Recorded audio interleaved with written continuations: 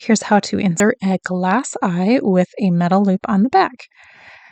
We're going to start with a strong string that matches the color of your doll, and you're going to thread it through the loop on your glass eye and then thread both ends through your needle. I've already marked where my eye goes, and I'm going to sew my eye on to the mark of the eye and then down to the back of the neck. You could also, if you're putting hair on the doll, you could do it onto the back of the head of the doll as well.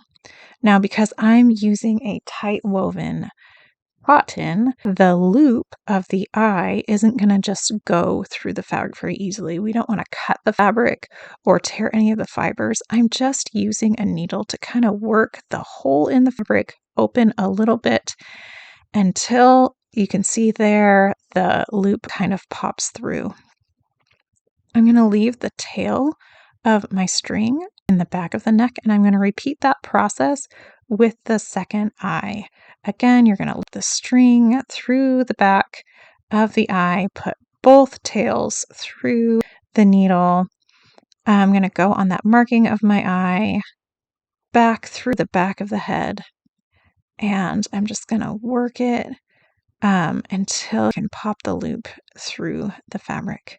Then I'm going to take both ends of my string, and I triple knotted it because it's a toy and I want to make sure it will stay knotted. And now I'm going to sink those tails, once they're knotted, in through the doll and trim off. Once you do this, your knot will be a little bit visible, but because you used matching string, it will blend in really well. And if you are using a fur, it will blend in even more. You won't even see it.